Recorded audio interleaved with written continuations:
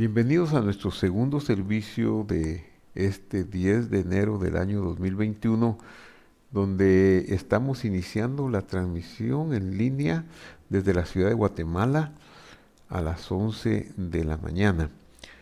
Queremos invitarle a que permanezca con nosotros el tiempo de alabanza que será dirigido por nuestro querido hermano Juan Carlos Alvarado, y también el tiempo de la ministración de la palabra del Señor, con una reflexión que nos llevará una bendición si le ponemos toda nuestra atención.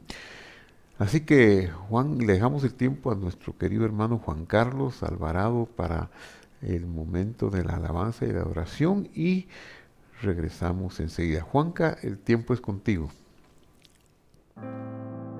Iglesia Visión de Fe, siempre un honor venir delante de la presencia del Señor junto a ustedes. Desde casa estamos comprometidos con exaltar el nombre del Señor en alto.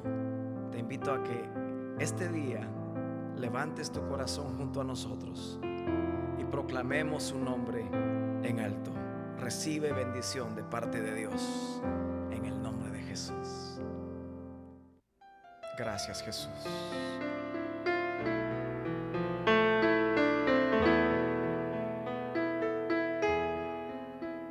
Si tan solo tocar el borde de su manto, si tan solo pudiera ver tu rostro, si tan solo pudiera tocar tus manos, libre sería. Yo sé, si tan solo tocar el borde de su manto, extiende hoy tus manos, tócale. Si tan solo pudiera oír su voz, si tan solo pudiera acercarme a ti, libre sería. Yo sé, levanta tu voz y di conmigo, porque delante de ti solo soy alguien que necesita un toque del Maestro para ser liberado, porque delante de ti solo soy alguien que necesita necesita una mirada de mi Salvador. Él está aquí, sí Señor. Y si tan solo tocar el borde de su manto, extiende hoy tu fe. Él está aquí. Si tan solo pudiera ver su rostro, si tan solo pudiera acercarme a ti, libre sería. Yo sé, dile, porque delante de ti solo soy alguien que necesita un toque de mi maestro. ¿Para qué? Para ser liberado. Porque delante de ti solo soy alguien que necesita una mirada de mi Salvador. Su nombre es Jesús. Porque delante de ti solo soy alguien que necesita un toque de mi maestro para ser liberado. Porque delante de ti solo soy alguien que necesita una mirada de mi Salvador. Extiende hoy tu fe, tócale, Él está aquí. Sí, Señor.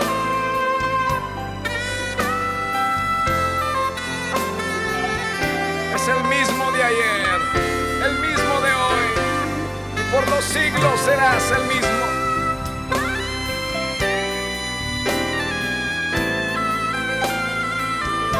¡Aleluya!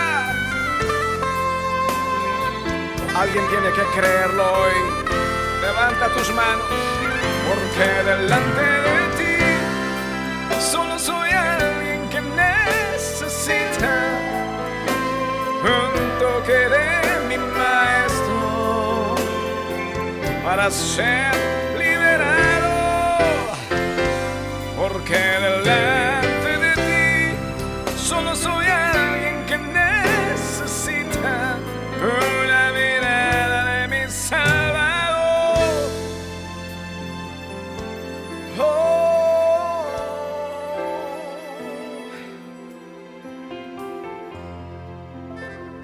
Sí, Señor. Solo levanta tu voz y di conmigo: Jesús, Jesús, Jesús, nombre sin igual. Jesús, Jesús, te amamos. Jesús, nombre sin igual. Alguien adórele y dígale: Jesús, Jesús, te adoramos, mi amado Jesús, nombre sin igual. Gracias, mi amado Dios, recibimos de ti, Señor. Levantamos tu nombre en alto. Gracias por tu presencia. Siempre estás con nosotros. Gracias, Jesús.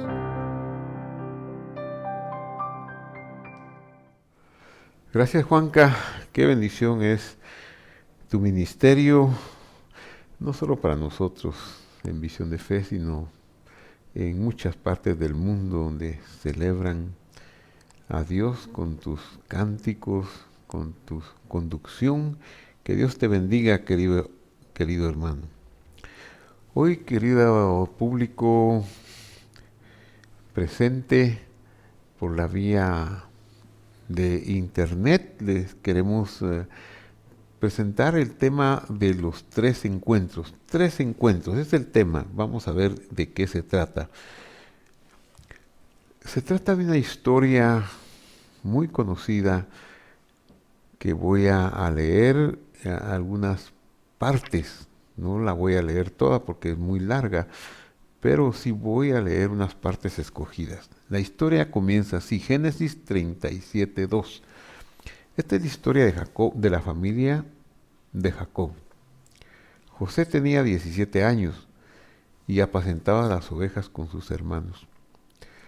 La forma como la Sagrada Escritura presenta esta primera parte del versículo 2 es muy interesante porque dice la historia de la familia de Jacob, pero luego se centra en uno de sus hijos. No habla de los otros, sino en forma secundaria.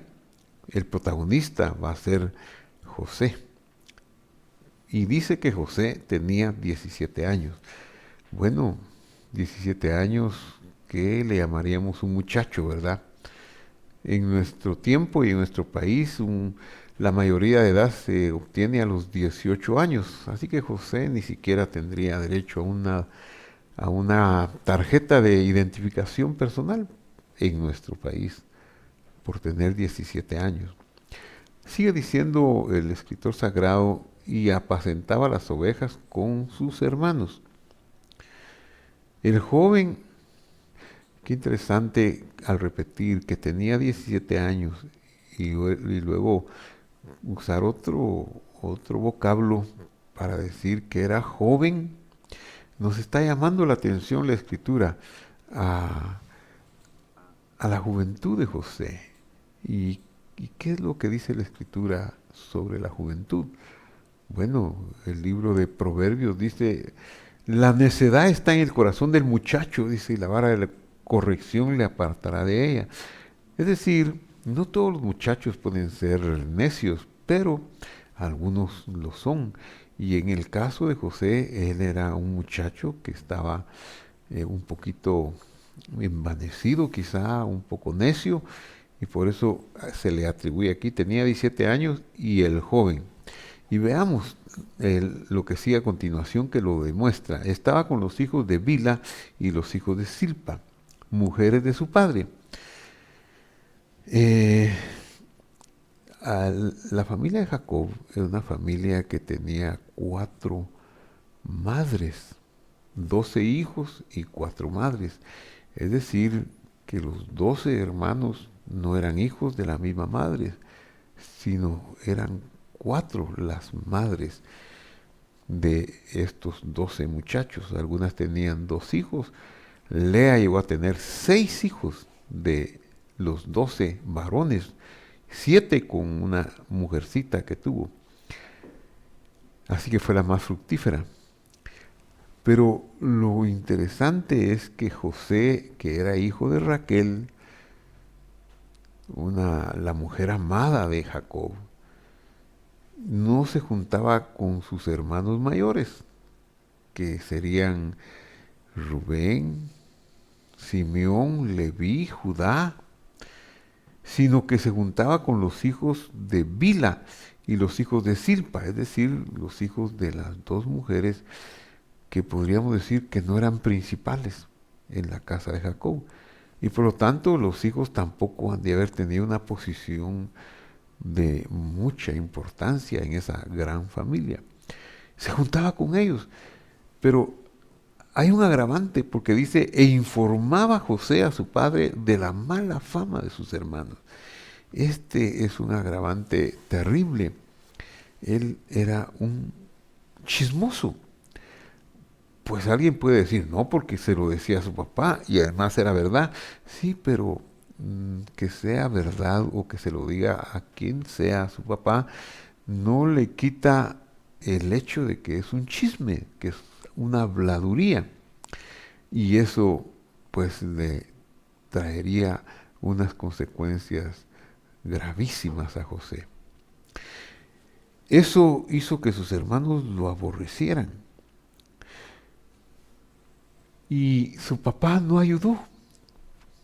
Nosotros los padres debemos tener sumo cuidado con nuestros hijos porque los hijos no se ven, los hermanos no se ven entre sí. Como el padre, si tiene un preferido, ve al preferido. Los hijos resienten la preferencia del padre o de la madre. No lo entienden. ¿Por qué a este hijo se le permiten ciertas cosas que no se le permiten a él? Así que el versículo 3 nos muestra que Jacob o Israel, como se le llama aquí, no fue sabio.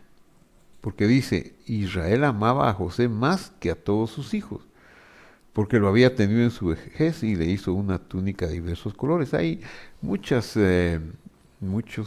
comentarios, muchas enseñanzas sobre este versículo, sobre qué significaba la túnica de colores y por qué lo había hecho así Jacob, que pues no tendríamos el tiempo suficiente para enumerarlos o para hablar de ellos, pero sí notamos que aunque tuviera razón Jacob y quizá los demás hijos debieran haber tenido un respeto tan grande por su padre, de aún de aceptar esa inclinación que tenía hacia José, pero no la tuvieron.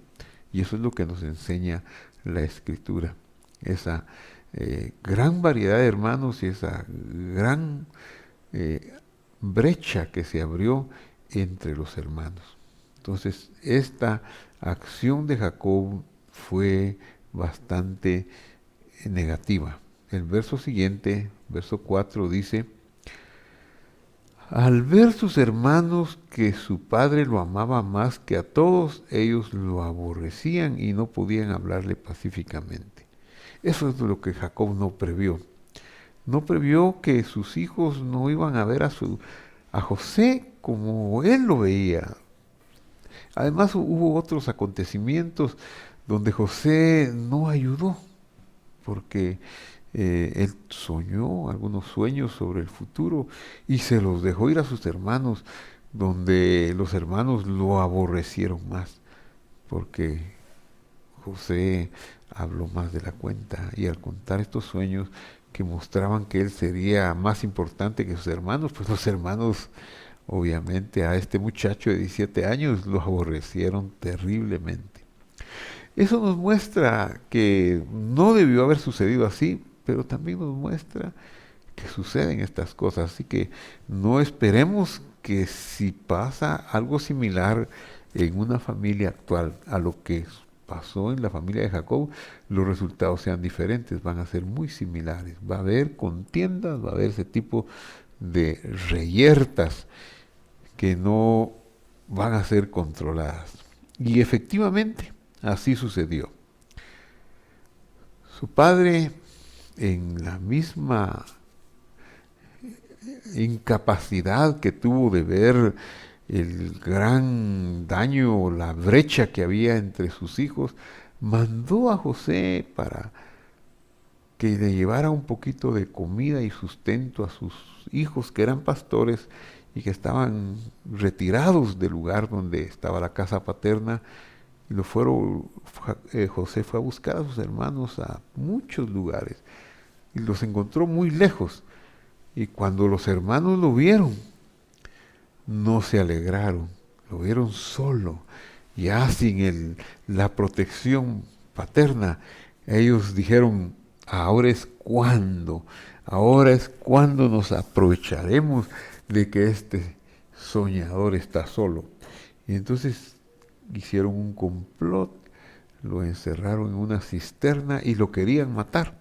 Pero Rubén no permitió y luego Judá sugirió que mejor lo vendieran y dieron una pantomima, mataron un cabrito, lo desnudaron y rociaron con la sangre del cabrito sus ropas y las ropas ensangrentadas se las presentaron a su padre. Y esto es lo que vemos en el versículo 33. Cuando él reconoció la ropa de su hijo, dijo, es la túnica de mi hijo. alguna bestia mala lo devoró, José ha sido despedazado. Entonces dice, Jacob rasgó sus vestidos y se puso ropa de luto, ropa áspera sobre su cintura, y guardó luto por sus hijos durante muchos días. Realmente su luto duró 22 años. 22 años. Yo digo que aquellos hijos se arrepintieron 1000 veces de lo que hicieron a su hermano José, pero ya no tenía solución, ya no podían revertir el mal que habían hecho. Durante 22 años tuvieron que ver a su padre languidecer, entristecido, apagado, y bueno, ¿qué podían hacer? Entonces dice que sus hijos se levantaron a consolarlo, sus hijas también, pero él no quiso recibir el consuelo. Y él dijo, descenderé enlutado de junto a mi hijo al Seol, o sea, al sepulcro, y lo lloró su padre. Es una historia trágica, es una historia lamentable, y de veras quiera Dios que nunca ni cerca nos pase algo similar. Pero si pasara, pues ahí está escrito cómo puede llegar a solucionarse. Bueno, José fue llevado a Egipto, fue vendido como esclavo, lo compró un oficial de Faraón, se lo llevó a su casa, pero la gracia de Dios estaba con José y lo bendijo en todo lo que hacía, todo lo que él tocaba, lo hacía prosperar. En más o menos 2 años, José ya era el administrador de la casa de este alto funcionario de Faraón, ya podía decidir y manejar todo en la casa. La mujer del funcionario de Faraón se enamoró de José, le tendió una trampa y, acusado falsamente, José fue a parar a la cárcel donde estuvo casi 12 años. Entonces, qué duro, ¿verdad? Pues quizá esto tendría que haber sucedido de todas maneras, porque esto fue lo que llevó al pueblo de Israel al exilio egipcio que había sido pactado de Dios con Abraham, pero tal vez no debió haber sucedido con tanto sufrimiento y tanto dolor. Pero a causa de su inmadurez, de sus chismes, de sus habladurías y de su orgullo, pues José fue echado en la cárcel y sufrió durante tanto tiempo. Así que pasaron los años, las cosas dieron vuelta, José fue sacado de la cárcel porque interpretó unos sueños de Faraón y se convirtió en el virrey de Egipto, en el segundo después de Faraón. Y estando en esa posición, había un hambre en la tierra y Egipto, por dirección de José, pudo aprovechar los años buenos y guardar el alimento, y ahora tenía para venderle a las naciones que estaban con hambre, a las naciones vecinas. ¿Y quién era el que administraba todo? Era José, porque él había interpretado los sueños de Faraón. Entonces, en esas circunstancias, pues también los hijos de Jacob llegaron a comprar trigo a Egipto y se encuentran con José como el mandamás. No lo reconocen, pero José sí lo reconoce y arma un plan, un ardid, y con ese ardid logra que sus hermanos en un segundo viaje traigan a su hermano menor, a Benjamín. Y José lo apresa y lo pone en una condición, acusado de una condición de robo y de esclavitud. Bueno, es tan grave la situación pero ya los hermanos de José no son los mismos que vendieron a José 22 años antes, han cambiado. Y Judá demuestra una altura espiritual al pedirle a José que quiere quedarse en lugar de su hermano, incluso como esclavo, e incluso si eso significa la muerte eterna, él la quiere padecer con tal de que su padre no sufra el dolor de otra muerte de un hijo, porque ellos creían que José había muerto. Y ahora la muerte de Benjamín sería otro dolor para su padre. Así que Judá quiere evitar eso, y José, al ver que sus hermanos han cambiado de una manera tan asombrosa, pues se da a conocer a ellos, y el resultado es que quiere ver a su padre. Entonces el versículo 26 que tenemos aquí del capítulo 45, ya habiendo dado un salto en la historia, nos dice, y le dieron las noticias o las nuevas diciendo a Jacob, ¿verdad? Diciendo, José aún vive y es señor de toda la tierra de Egipto. Pero el corazón de Jacob desfalleció porque no los creía. Bueno, han pasado 22 años, ya él no va a pensar que está vivo. Estos me están engañando. Y así es como piensa y así es como cree. Así que no les hace caso. Pero al final, dice el versículo 27, que le repitieron las palabras de José, que José les había hablado. Tal vez había algunas palabras que Jacob recordó. En estas palabras José les había dicho, díganle literalmente a mi padre tal cosa, como él tenía comunión con su papá y mantenían el contacto. Tal vez había algunas palabras que Jacob recordaba haberlas dicho solo a su hijo José, o José solo a su padre Jacob. Y él las repite aquí, y eso hace que Jacob oiga, y entonces no tiene otra alternativa más que decir, y dijo Israel, verso 28, con esto me basta. Al ver los carros que mandó José, las palabras que mandó a decir con sus hijos, con esto me basta. José, mi hijo, vive todavía, iré y lo veré antes de morir. Jacob salió de Beerseba y subieron los hijos de Israel, su padre Jacob, a sus niños y sus mujeres en los carros que el faraón había enviado para llevarlo. Qué tremendo. Entonces vemos ahora a todo el campamento, padres, mujeres, niños, y todos subieron los hijos de Israel con Jacob para ir a Egipto. Ahora vamos a ver por qué el tema decía los tres encuentros o tres encuentros. El primero de ellos es luego de 22 años. Encuentro entre quienes, entre Jacob y José. Recordemos que Jacob tenía una gran comunión con su hijo, lo amaba demasiado, y entonces ahora viene el primer encuentro. Veámoslo desde la perspectiva de José. Versículo 26 del capítulo 46. Cuando José oyó que su padre, él mismo, no mandó que le prepararan el carro, sino que él mismo, con ese amor y respeto por su padre, unció su carro y fue a recibir a Israel, su padre, en Gosén.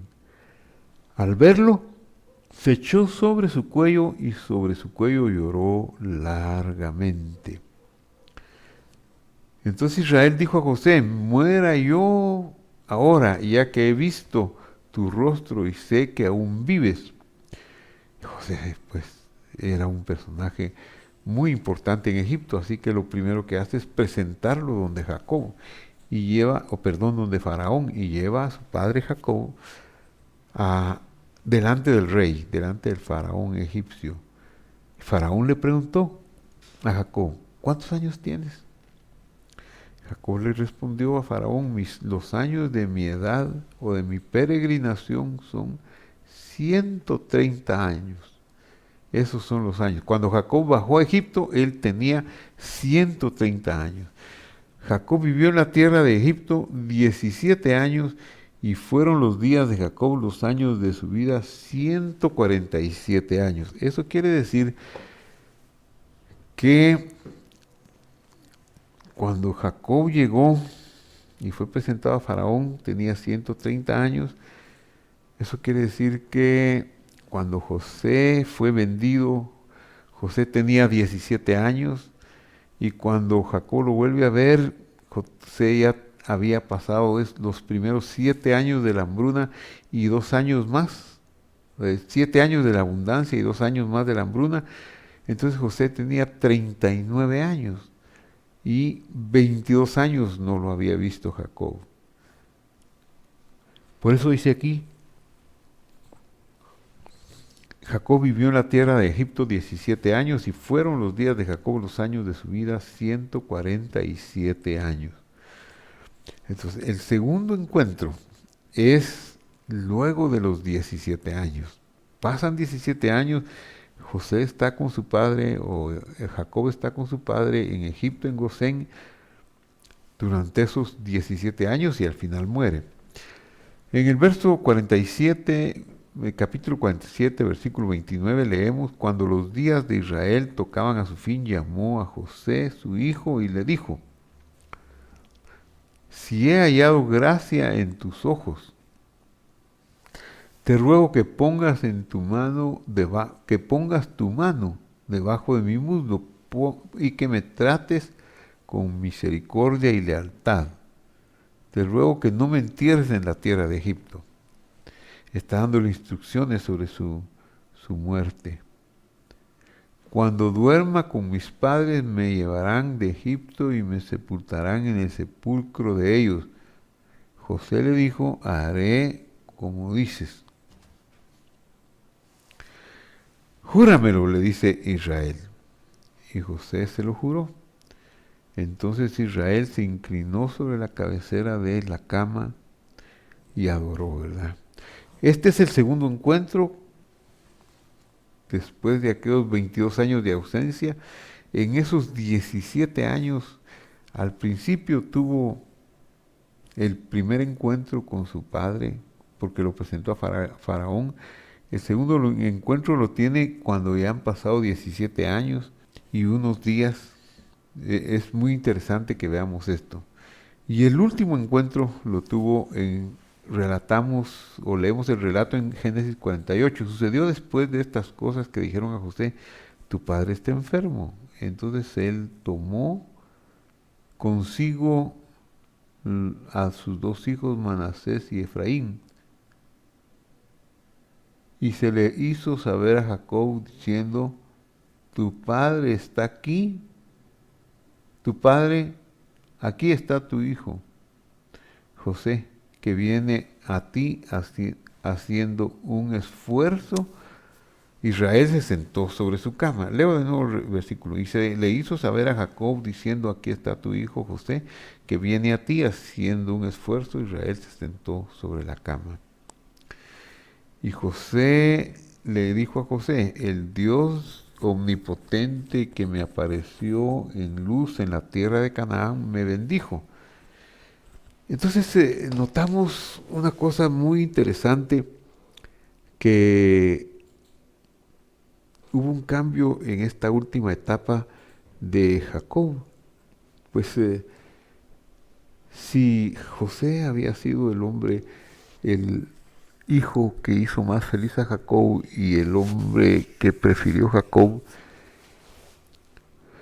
haciéndole una túnica de colores y teniendo tanto amor para él, ahora al llegar a Egipto, bueno, se comprende que por sus funciones de gobernante tal vez no tiene mucho tiempo para estar con él, pero en esos 17 años lo vio cuando llegó y lo vio cuando está para irse, para morir,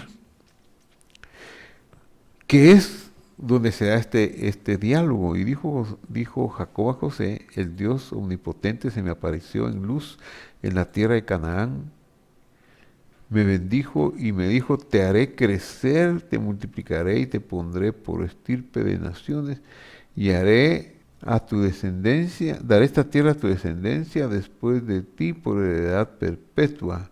Qué maravillosa promesa la que da. Ahora bien, tus dos hijos, Efraín y Manasés, que te nacieron en la tierra de Egipto, antes de venir a reunirme contigo a la tierra de Egipto, son míos, al igual que Rubén, Simeón serán míos. Aquí hay algo muy interesante que quiero compartir con ustedes. Son dos cosas. La primera es cómo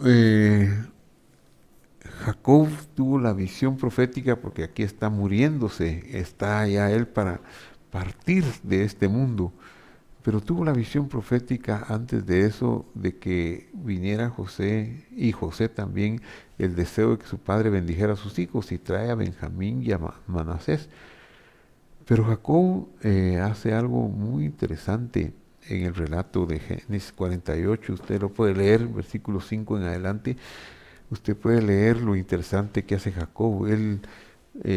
José está enfrente de él, teniendo a su hijo Manasés a su derecha y a su hijo Efraín a la izquierda, y por lo tanto le quedaba muy fácil a Jacob poner la mano sobre el grande, que era el primogénito Manasés, porque estaba a la derecha de José y le quedaba a la derecha de Jacob.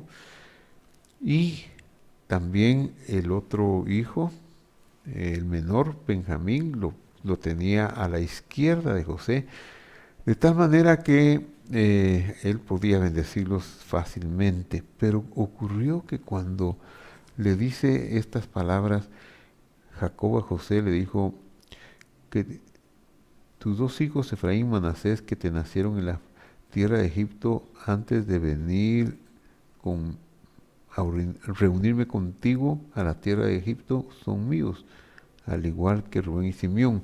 Es decir, le dio una categoría de hijos, siendo nietos. Y por eso una de las bendiciones bonitas que se da a los hijos está basada en este pasaje. Incluso el pasaje dice: así se bendecirá en Israel. Y es muy hermoso decirle a los muchachos y a las muchachas, a los hijos, decirle, por ejemplo, seas como Efraín y Manasés, porque les estamos diciendo que de nietos pasaron a hijos, tuvieron esa gracia, tuvieron esa capacidad porque Dios se las dio. Entonces Jacob hace este acto de adoptar a sus nietos, Efraín y Manasés, pero como decía, uno estaba fácil para que le pusiera la derecha en la cabeza o la izquierda al otro, estaban así colocados el mayor y el menor, pero él cruza las manos intencionalmente y José se las quiere cambiar. No, no, no, no, dice: no me cambies, yo sé, pero es que este pequeño será más grande. Y todo eso sucede en el último encuentro entre Jacob y José. Pero quiero ir al punto final y central de este mensaje. Y ese es: ¿por qué José se reunió solamente 3 veces en 17 años con su padre, por lo menos en forma relatada por las Escrituras? ¿Por qué no lo buscó más? ¿Por qué no, si era su hijo predilecto, si le había hecho una túnica de colores, por qué no procuró estar más con su hijo? ¿Por qué solo 3 veces cuando llegó y al final, cuando le avisan que está enfermo, lleva a sus hijos, y cuando lo ve al final para la bendición? Entonces esto es muy interesante. La respuesta es que José obró con mucha prudencia y nos enseña un gran ejemplo, José, porque nosotros muchas veces estamos muy prontos para establecer nuestros derechos y para aclarar nuestra situación y demostrar que nosotros tenemos la razón y que los otros pues obviamente no tienen la razón. Así que nosotros tratamos de justificarnos e ir ante las personas y decirles, mira, yo tengo la realidad. Cuando alguien se está justificando demasiado ya no es agradable, porque ¿por qué lo hace, verdad? Pensamos. De igual manera, la contienda que se había dado en la familia de Jacob era muy grave. Ellos habían vendido a su hermano José. Él había pasado 22 años lejos de la casa paterna.